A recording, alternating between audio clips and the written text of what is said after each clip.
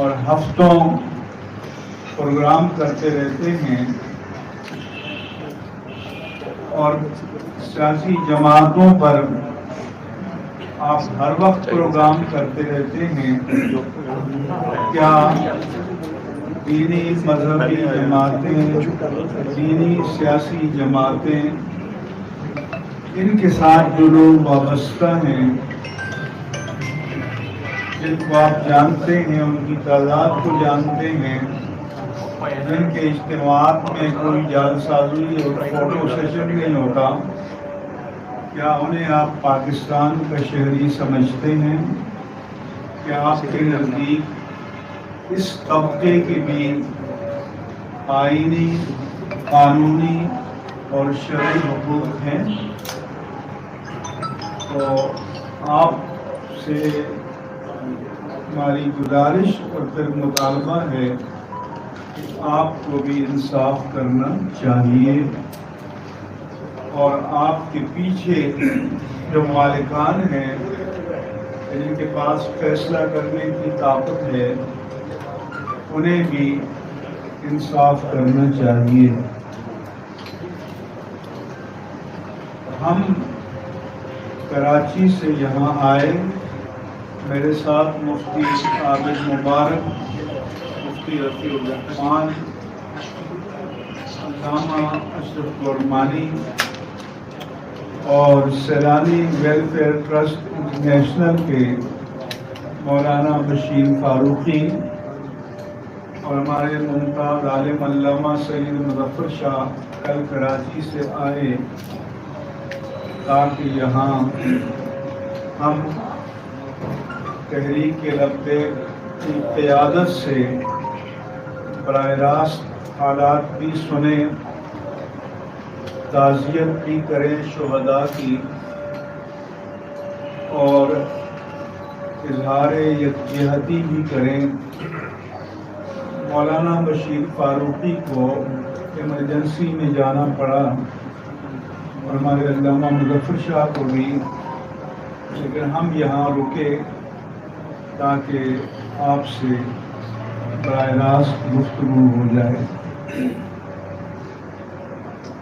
میرے پاس گزشتہ جمعۃ المبارک کو ایبٹ آباد سے فون آیا، لائق محمد خان اعظم سواتی کے بھائی ہیں، کہ آپ حالات کو بہتر بنانے کے لیے ڈی پی او کہتے ہیں ہمارے ساتھ تعاون کریں.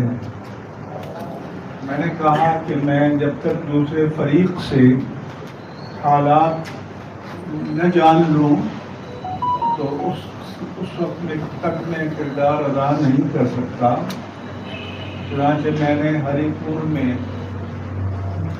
تحریک لبیک کے مفتی عمر حیدری سے پوچھا تو انہوں نے بتایا کہ 12 ربیع الاول شریف سے پہلے روٹین کی جو میلاد النبی میٹنگ ہوتی ہیں، اس میں ہمارے سب لوگ تھے. اچانک ڈی پی او نے کہا کہ جی معاہدہ ہو گیا، پچھلے سال کے روٹ پر جلوس جائے گا.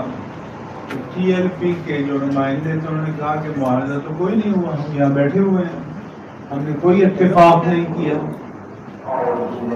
بجائے اس کے ان کے موقف کو سنا جاتا، ان کو اریسٹ کرا دیا آن دی اسپاٹ اور جیل بھیج دیا. میں 50 سال سے اس طرح کے ریاستی ڈائلاگ میں شریک ہوتا رہا ہوں. ایک بار بھی ایسا نہیں ہوا کہ ڈائلاگ کے لیے بلایا گیا ہو، مشاورت کے لیے بلایا گیا ہو اور آن دی اسپاٹ اریسٹ کر دیا جائے. تو پہلی اشتعال انگیز کارروائی ڈی پی او نے یہ کی. پھر مجھے کہا کہ ڈی سی ابٹاباد آپ سے بات کریں گے. ڈی سی ابٹاباد نے مجھے فون کیا کہ آپ مدد کریں. میں نے کہا مدد کرنے کا یہ ہوتا ہے کہ دوسرے فریق کو اسپیس دی جاتی ہے. میں نے ڈی سی سے کہا کہ آپ ان کو اسپیس دیں،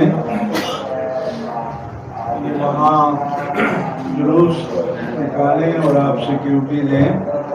میں ان سے کہوں گا کہ نہ گورنمنٹ کے خلاف کوئی نعرہ لگے گا، نہ لوکل ایڈمنسٹریشن کے خلاف کوئی نعرہ لگے گا، اور نہ دوسرے مکاتب فکر کے خلاف۔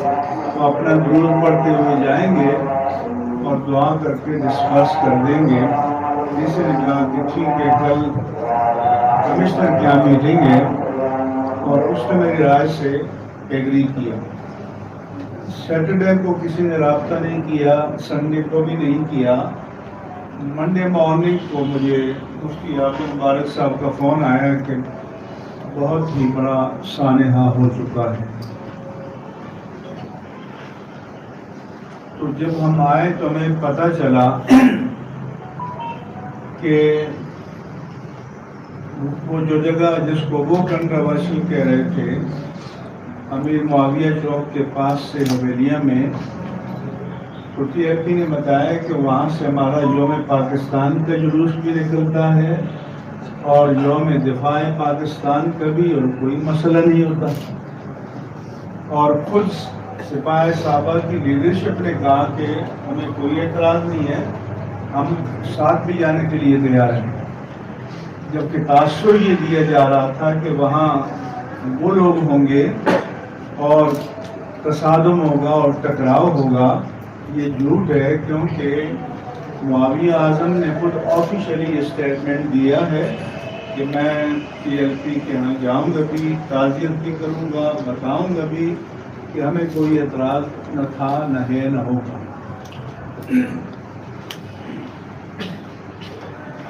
پھر ہمارے مفتی اعظم مبارک صاحب علامہ سعد رضوی صاحب سے رابطے میں تھے۔ انہوں نے بتایا کہ آپ یہاں کال آف کر دیں۔ آپ حضرات سے جو ادھر گئے ہیں، ہری پور سرائے سالے سے آگے جاتے ہیں تو حویلیہ شہر دائیں طرف اوپر ہے اور نیچے پل ہے، وہ شاید ریاض روڈ کہتے ہیں، اس کو کراس کرتے ہیں کہ اقتباد جاتے ہیں۔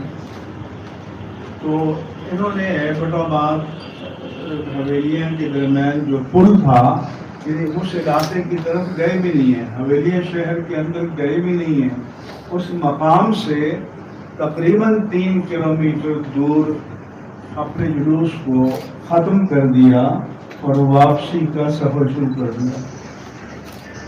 جب واپسی کا سفر شروع ہوا تو یہ بتاتے ہیں کہ اچانک فائرنگ شروع کر دی گئی، بلائنڈ فائرنگ، گرینیڈ پھینکے گئے، سول ڈریس میں بھی لوگ تھے، اور اس میں 4 افراد شہید ہو گئے، 1.5 درجن تو شدید زخمی ہیں، باقی زخمی اور بھی ہیں۔ تو ہم یہ سمجھتے ہیں کہ یہ تو دانستہ ایک قتل عام کی مجرمانہ کارروائی تھی، کیونکہ جب جلوس کال آف ہو گیا، واپسی کا سفر شروع ہو گیا، تب تک کوئی تصادم، ٹکراؤ، کوئی ایسی بات نہیں ہوئی، اور واپس جاتے ہوئے لوگوں پر فائر کھول دینا، جن کو یہ حضرات خود عینی شاہد ہیں۔ پھر ان کے پاس کلپس ہیں۔ آپ میں سے جو انویسٹیگیٹو جرنلزم میں دلچسپی رکھتے ہیں، ڈیٹیکٹیو جرنلزم میں دلچسپی رکھتے ہیں، وہ آئیں، ان کلپس کو آپ دیکھیں، سنیں، جس سے پتہ چلتا ہے کہ ریاست کے نظم میں کوئی نہ کوئی ایسا طبقہ موجود ہے جو ملک میں فساد برپا کرنا چاہتا ہے۔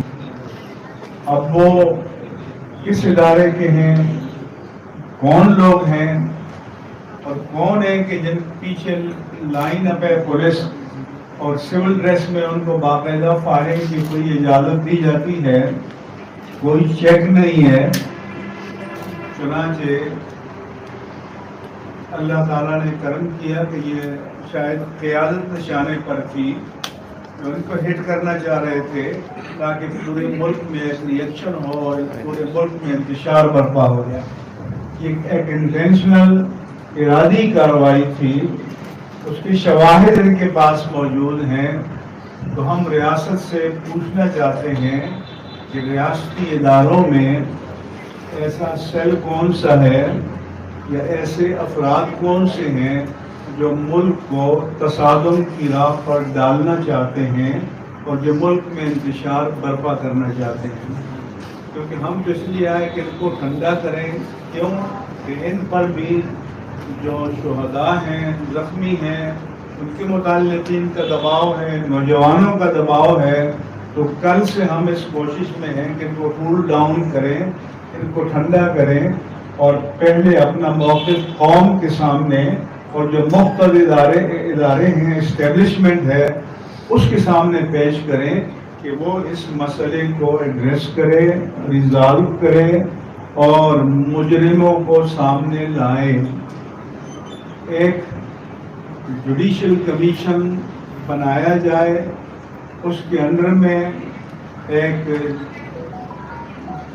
جے آئی ٹی بنائی جائے، لیکن ایسی جے آئی ٹی نہیں کہ جو معاملات کو دفن کرنے کے لیے بنے، بلکہ تمام شواہد کو وہ کلیکٹ کرے، جمع کرے اور اس کے ٹی او آرز جو ہیں وہ تحریک لبیک کی مشاورت سے طے ہونے چاہیے اور ان کو کنوکٹ کرنے کا اختیار ہونا چاہیے اور ان کو مجرمین کے تعین کا اختیار ہونا چاہیے کہ جن کا پھر اس کے بعد ٹرائل شروع ہو. اگر حکومت، ریاستی ادارے ملک میں امن چاہتے ہیں اور ہم بھی چاہتے ہیں، تو انہیں اس سلسلے میں مؤثر اقدامات کرنے ہوں گے. پروونشل گورنمنٹ نے KPK کی انویسٹیگیشن کمیٹی بنائی، تو اس میں انہیں کو شامل کر دیا کہ جو جن پر الزام ہے، جن پر چارج ہے، جو اس کے ذمہ دار ہیں. تو جو انویسٹیگیشن کمیٹی ہو اس میں سول سوسائٹی کو اور تحریک لبیک کے نمائندوں کو شامل کیا جائے تاکہ سب چیزیں آئینے کی طرح ٹرانسپیرنٹلی سامنے آئیں اور پتہ چلے کہ بھائی اس کا ذمہ دار کون ہے. اس لیے میرا جناب عمران خان سے مطالبہ ہے، کیونکہ KPK کی گورنمنٹ گزشتہ 9 سال سے ان کی ہے، ان کی مرضی کے بغیر پتہ بھی نہیں ہلتا وہاں. تو میں ان سے بھی کہتا ہوں کہ اپنی پروونشل گورنمنٹ کو آرڈر کریں کہ وہ اس سلسلے میں جو بھی انویسٹیگیشن کمیشن بنائیں اس میں متاثرہ فریق جو TLP ہے اس کے نامزد نمائندوں کو شامل کیا جائے تاکہ یہ بھی ان کے پاس جو ایویڈنس ہے، پروف ہے، یہ بھی پیش کریں گے. گورنمنٹ کے جو اگر دعویٰ اس کے برعکس ہے تو وہ بھی اپنی چیزیں سامنے لے آئیں اور دودھ کا دودھ اور پانی کا پانی ہو جائے گا. لیکن اس کمیٹی میں DPO ابتباد یا DIG ابتباد کا ہونا یا DC کا ہونا، ظاہر ہے کہ یہ تو ایسا ہی ہے کہ بلی کو دودھ کی رکھوالی پر لگا دیا جائے. اس وقت وہ پارٹی ہیں، ڈسٹرکٹ ایڈمنسٹریشن سیلف پارٹی، لہذا ان کا انویسٹیگیشن میں شامل کرنا یہ انصاف کے صریح قتل کے مترادف ہے. اس سے ہٹ کر انویسٹیگیشن کا کمیشن بنانا چاہیے. اور ہمارا مطالبہ ہے کہ جتنے اریسٹ ہیں ان کو فوری رہا کیا جائے، ان کے خلاف جھوٹے مقدمات قائم کیے گئے ہیں ان کو واپس لیا جائے اور جن پر محض FIR ہے اس کو بھی ڈرا کیا جائے اور اعتماد کی بحالی کے لیے یہ اقدامات ضروری ہیں تاکہ ایک ٹینس فری ماحول میں اس معاملے کو مستقل طور پر حل کیا جائے، ریزالو کیا جائے. یہ پولیٹیکل ریلی بھی نہیں تھی، یہ دینی اور مذہبی ایونٹ تھا جس میں تمام مسلمان شریک ہوتے ہیں، اس میں کوئی پارٹی بازی کا مسئلہ نہیں ہے. تو اس کو ہٹ کرنا یہ ایک دانستہ کارروائی ہے، انٹینشنل ہے، اور اس کے پیچھے کوئی نہ کوئی عزائم موجود ہیں کہ جن کو تحقیق کر کے سامنے لانا از حد ضروری ہے. تو اس میں چیف سیکرٹری کے پی کے اور ہوم سیکرٹری کے پی کے وہ ٹی ایل پی کی لیڈرشپ کو اعتماد میں لیں. اور میں حساس اداروں سے بھی کہتا ہوں کہ بہت سے شبہات ہیں اور ان پر بھی لازم ہے کہ ان شبہات کا ازالہ کریں اور تمام چیزوں کو سامنے لائیں. اور یہ نہیں ہے کہ بھی کسی لو لیول کے افسر کو بھیج دیا، بلکہ جو ڈی جی صاحب، D G I S I اور ڈی جی سی ہیں، وہ ان بلائیں اور ان کے ساتھ باقاعدہ میٹنگ کریں اور یہ تمام شواہد پیش کریں گے. اس مسئلے کو مکمل طور پر ریزالو کیا جائے، حل کیا جائے. یہ اہل سنت کے ساتھ زیادتی ہے. آپ کو پتہ ہے کہ جب محرم کے جلوس ہوتے ہیں تو پوری ریاست کی نبض جو ہے وہ ساکت ہو جاتی ہے، اور پورے 10 دن پوری ہماری پولیس کی فورس، رینجرز کی فورس اور ریگولر آرمی وہ سب اس میں انوالو ہوتے ہیں. تو یہ بھی اسی طرح کا ایک دینی ہمارا ایونٹ ہے اہل سنت و جماعت کا، اور اس کو بھی اسی طرح لا اینڈ آرڈر کے حساب سے اہمیت دی جانی چاہیے.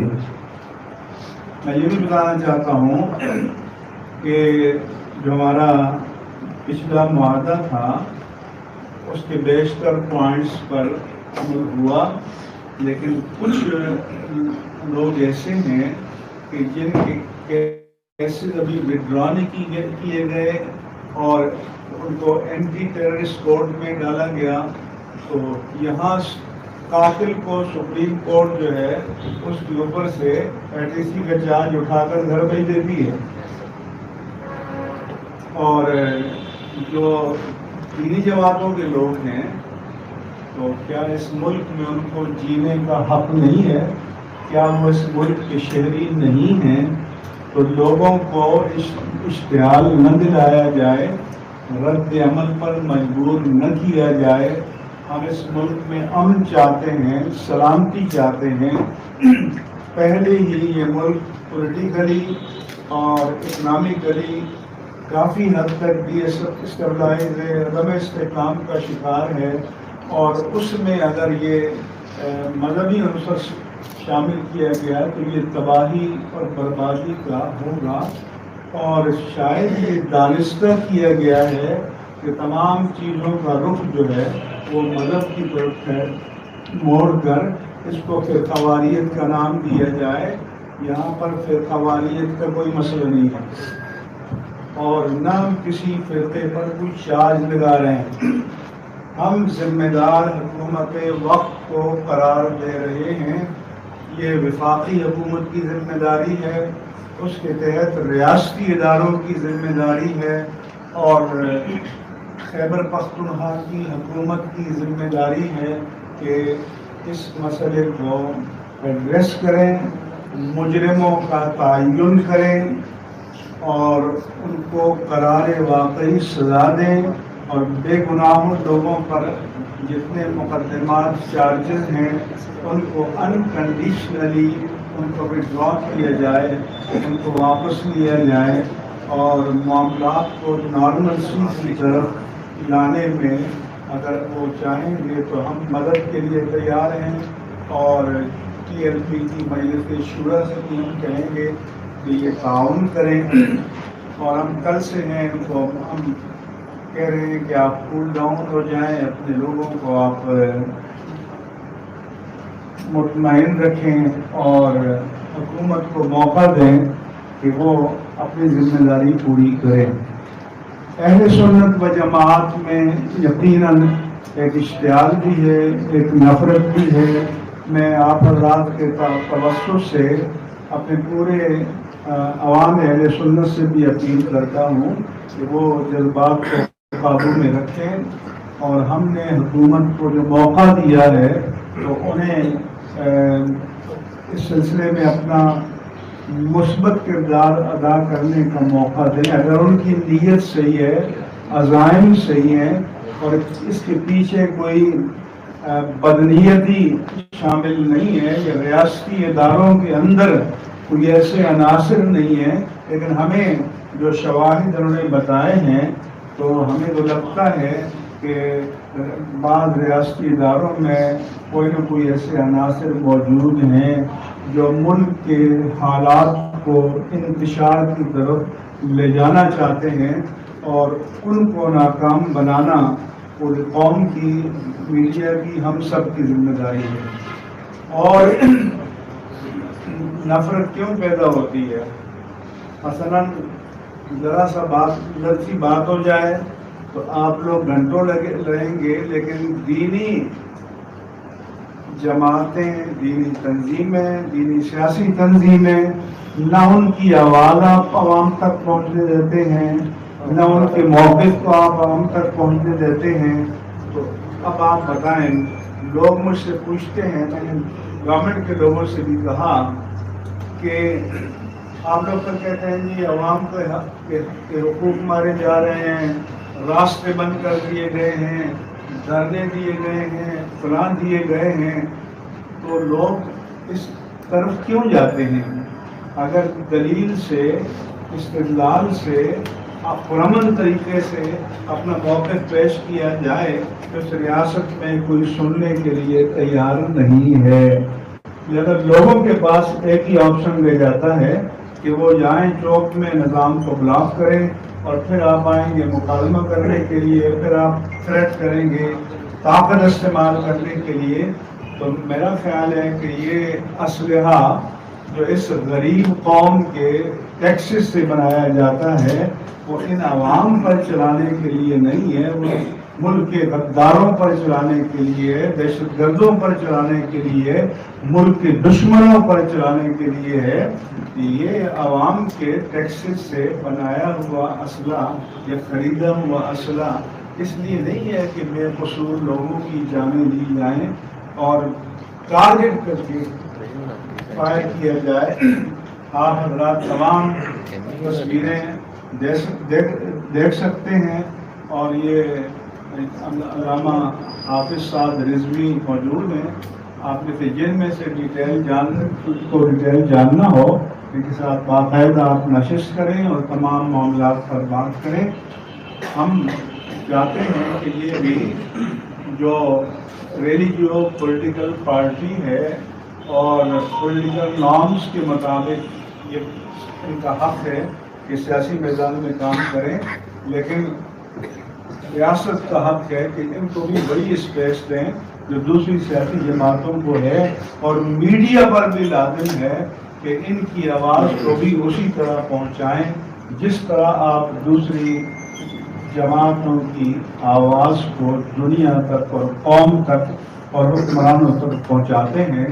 تو آپ سے ہم اچھی توقعات کرتے ہوئے یہ اپیل کرتے ہیں کہ آپ اس مسئلے میں ہمارے دست و بازو بنیں، ہمارا ساتھ تعاون کریں، تاکہ ہم مل کر اس ملک میں امن کو قائم کرنے کی کوشش کریں۔ یہ آپ کی خدمت میں چند گزارشات۔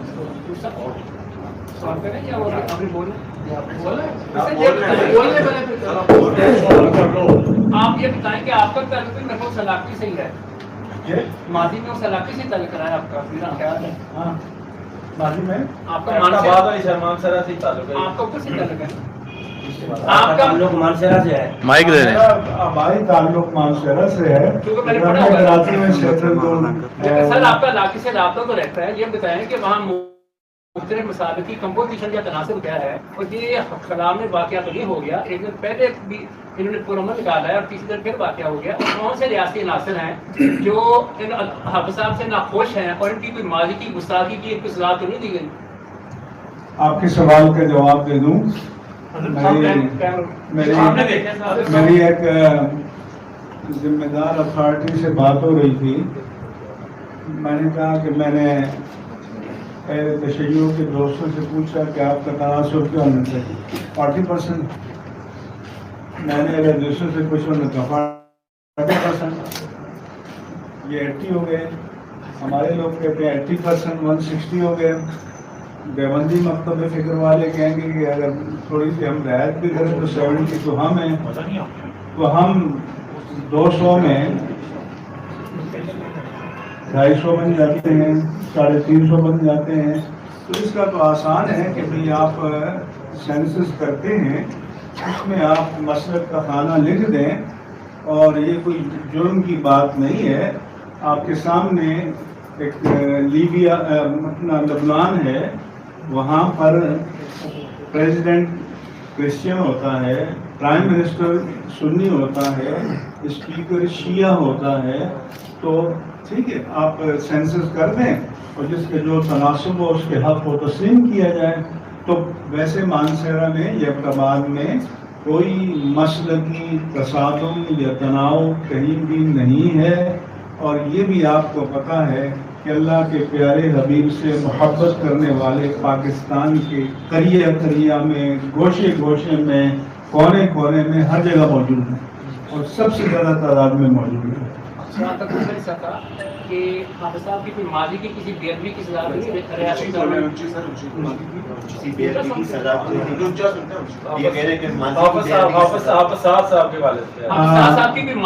ادبی کی کوئی ریاستی عناصر نے سزا تو نہیں دی ان کو؟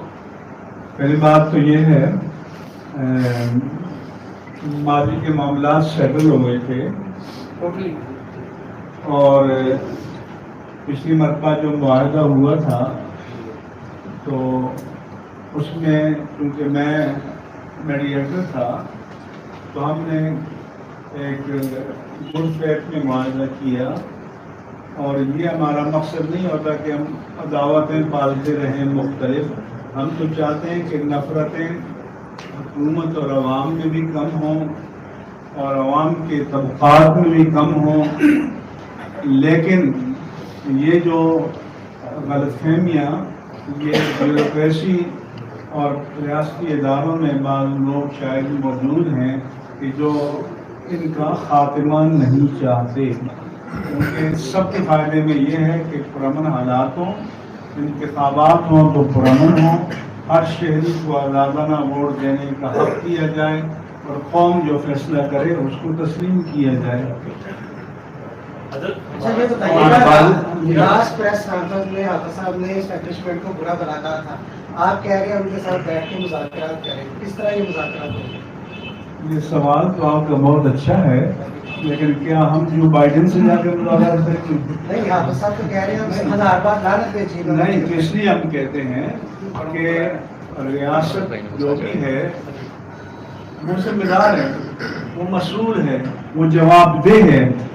اس پر اعتراض بھی کیا جائے گا, اس ایڈریس بھی کیا جائے گا, اپنے حقوق کا مطالبہ بھی کیا جائے گا, اور اگر وہ نیکنیاتی سے مکالمہ کرے تو وہ بھی کیا جائے گا. اس لیے نہیں ہے کہ ہم اپنے ملک کے وہ کچھ سیاستدان تو کہتے ہیں کہ ہم یونا میں لے جائیں گے, ہم انسانی حقوق کے کمیشن میں لے جائیں گے. تو ہم نے تو یہ نہیں کہا نا. تو آپ کو ہمیں داد دینی چاہیے کہ مظالم سہنے کے باوجود اور شہداء کی لاشیں اٹھانے کے باوجود ہم یہ نہیں کہتے کہ ہم اپنی قومی ایشو کو انٹرنیشنل فورم پر لے جائیں گے.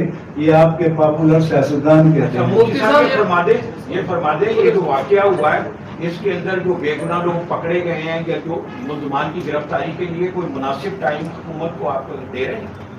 میں حکومت کو کہتا ہوں مناسب کہ آپ کی نیت صحیح ہو تو کل سب کو فری کر دیں. یعنی مناسب کا مطلب یہ ہوتا ہے کہ کام اس کے ان کے بس میں نہ ہو. جب چھوٹے مقدمے بھی وہی قائم کریں ان کو وڈرا کرنا بھی انہیں کے اختیار میں ہے، وہ وہی کریں گے۔ اگر کسی پر چارج فریم کیا ہے تو کل تاریخ مقرر کر دیں اور گورنمنٹ کے پراسیکیوٹر کہہ دیں ہمیں اعتراض نہیں ہے، تو سب کلیئر ہو جائیں گے۔ اچھا مفتی صاحب یہ بتائیے گا لاسٹ ٹائم بھی آپ نے معاہدہ کروایا تھا، ابھی آپ کراچی سے تشریف لے کے آئے ہیں، آپ کو لگتا ہے کہ اس بار بھی معاملہ جو ہے وہ بہتر ہو جائیں گے؟ اور اگر آپ کے مطالبات تسلیم نہیں کیے جاتے تو پھر آئندہ کا پلان کیا ہوگا؟ میں آپ کو حلفیہ کہتا ہوں، مجھے شوق نہیں ہے، لیکن پورے پاکستان سے اور بیرون ملک سے جہاں ہمارے پاکستانی ہیں، مرد عورتیں مجھے ٹیلی فون کرتے ہیں کہ مفتی صاحب کچھ کیجیے، اس مسئلے کو حل کیجیے۔ تو اب ظاہر ہے کہ جب ہمارے لوگ ہم سے کہتے ہیں، اب ہم کمرے میں چھپ کے تو نہیں بیٹھ سکتے، ہم اپنے مکتب فکر کی نمائندے ہیں، وہ ہم پر ٹرسٹ کرتے ہیں، ہم اعتماد کرتے ہیں۔ آپ مجھے بتائیں کہ کتنی لاشیں گری ہوئی تھیں، تو لوگوں کا اعتماد تھا کہ ہم نے جا کے وزیر آباد میں کہا کہ آپ کو یہاں سے جب اٹھنے کے لیے کہا جائے تو اٹھیں گے، اور وہ ہمارے کہنے پر اٹھے۔ تو پھر حکومت کو اس کی قدر کرنی چاہیے کہ اگر اس ملک میں ایسے لوگ ہونے چاہیے کہ جن کی بات کو اپنے پرائے سب سمجھیں۔ ہم جب بھی بات کریں گے دیانت پر ہوگی، عدالت پر ہوگی، امانت پر مبنی ہوگی، منافرت پر اور انتقام پر مبنی نہیں ہوگی۔ لیکن جو با اختیار لوگ ہیں وہ لوگوں کو بند گلی میں مت لے جائیں، یہ ان کے اور ملک کے مفاد میں نہیں ہے۔ میرا نام محسن بلال ہے، رفتار میوزیم میں آپ سے بات چیت بھی ہوتی رہتی ہے۔ یہ بتائیے گا کہ نواز شریف کے دور میں لبیک تو بڑھ سامنے ہے، تب علامہ صاحب تھے، ان کے دور میں اتنا کریک ڈاؤن لبیک میں نہیں ہوا۔ جب عمران خان کی حکومت آئی، چاہے چیری کلاس کا اور ہو، اس کے بعد یہ جو وزیر آباد والا آپ نے حوالہ دیا ہے اب کے پی کے کا، یہ بتا دیں عمران خان صاحب کو یا ان کے مشکلوں کو کوئی مسئلہ ہے، تحریک لبیک کی پاپولیرٹی سے کوئی ایشو ہے، یا ریاستی عدالت کو ہے؟ یہ دو کنفیوژنز ہیں، کیونکہ یہ وفاق نے ایشو کھڑا نہیں کیا کے پی کے میں۔ آپ کا سوال درست ہے۔ ہر دور کی حکومتوں سے ہمیں مسائل رہے ہیں، لیکن یہ آپ کہہ سکتے ہیں کہ خان صاحب کے دور میں جو جانی نقصان ہے تحریک لبیک پاکستان کا، وہ سب سے زیادہ ہوا ہے۔ بلکہ جو پچھلا دھرنا کال آف کیا گیا ہے تو ان کے جو بعض ہاکس تھے اور عقاب اپنے آپ کو سمجھتے ہیں، ان کا تو یہ تھا کہ بھول دیا جائے ان کو۔ ہم نے تو اس مشکل وقت میں آ کے اور اس مسئلے میں حصہ لیا، کام لیا، اداروں کی مدد کی، ان پر بھی ہم نے دباؤ ڈالا کہ آپ ملک کے مفاد میں، دین کے مفاد میں، انسانیت کے مفاد میں آپ قربانی دیں، اور انہوں نے مہربانی کی، ہماری بات کو رکھا اور مسئلہ حل ہو گیا۔ کیونکہ بعض لبرل جو آپ کی آج گاؤں میں بیٹھے ہیں، وہ تو چاہتے ہیں کہ مذہبی لوگوں کو اڑا کر رکھ دیا جائے، بس ان کو ایک بندہ بھی اس ملک میں قبول نہیں ہے۔ ان کے نزدیک انسانی حقوق اگر ہیں تو اہل مذہب کے نہیں ہیں، باقی سب کے ہیں۔ ٹرانسجینڈر کے تو ہوں گے، لیکن یہ جو لاکھوں کروڑوں مسلمان ہیں ان کے حقوق ان کے نزدیک نہیں ہیں۔ تو اس لیے انصاف کرو، انصاف کرو، انصاف کرو۔ اس میں تھوڑی سی کنفیوژن ہے، جس طرح حافظ صاحب کی لاسٹ ٹائم پریس کانفرنس کی، مسئلہ یہ ہے کہ تحریک لبیک سے ریاست پاکستان کو جو ادارے ہیں ان کو ایشو ہے یا پولیٹیکل پارٹیز کو ایشو ہے، تاکہ یہ کنفیوژن تھوڑی سی دور ہو جائے کہ ان کا ظلم ریاستی ادارے کر رہے ہیں یا پولیٹیکل جماعتیں جو صبح یہاں حکومتوں میں بیٹھی ہوئی ہیں۔ یہ کنفیوژن ہے کارکنان کے لیے۔ دیکھیں، ہر سیاسی پارٹی تو چاہتی ہے نا کہ اس کا ووٹ کہیں ادھر ادھر نہ ہو جائے، اور وہ سمجھتے ہیں کہ ہمارا اجارہ ہے سب پر۔ تو جب کوئی فیکٹر آتا ہے میدان میں اپنا حصہ لینے کے لیے، تو ان کا تو کنسرن ایک فطری بات ہے۔ جو ہمارے ادارے ہیں تو اداروں کو یہ پتہ ہے کہ اس پاکستان سے اہل سنت و جماعت سے زیادہ کوئی باوفا طبقہ نہیں ہے، اور اہل سنت و جماعت پاکستان کا وہ طبقہ ہے کہ جس کا کوئی پیٹرن، کوئی مربی ملک کی سرحدوں کے باہر کہیں بھی نہیں ہے۔ ہماری سارے وسائل ملک کے اندر ہیں، ہمارے سارے انٹرسٹ ملک کے اندر ہیں، ہمارے سارے مفادات ملک کے اندر ہیں، تو ہمارے وجود کو غنیمت جانو۔ حضور میرا سوال یہ ہے کہ اس واقعے کے بعد ٹی ایل پی کو کول ڈاؤن کرنے کے لیے کسی حکومتی شخصیات نے بھی آپ سے رابطہ کیا یا ہم سے طور پہ کر رہے ہیں؟ پہلا سوال آپ 92 سے ہیں؟ جی نام حنیف 92 جی ہاں، رابطے تو کرتے ہیں، تو ہم کہتے ہیں کیمروں میں دیکھیے یا ہم یہاں جو آئے ہیں ہم خود آئے ہیں، نمبر 1۔ نمبر 2 رابطے تو کرتے ہیں، لیکن ہم کہتے ہیں کہ جو اوپر پالیسی میکنگ لوگ بیٹھے ہیں وہ ہم سے بات کریں، کیونکہ جو رابطوں والے ان کے پاس فیصلہ کرنے کا اختیار ہی نہیں ہوتا، ان کے پاس صرف کمیونیکیشن کا اختیار ہوتا ہے کہ ہمیں ایک خبر پہنچا دیں، خواہش پہنچا دیں۔ تو مسائل تب حل ہوتے ہیں کہ جو لیڈرشپ کے منصب پر فائز ہیں وہ ہم سے بات کریں، وہ ان سے بات کریں جن کے پاس فیصلہ کرنے کا اختیار ہے، وہ سامنے نہیں آتے، ان کو آنا چاہیے۔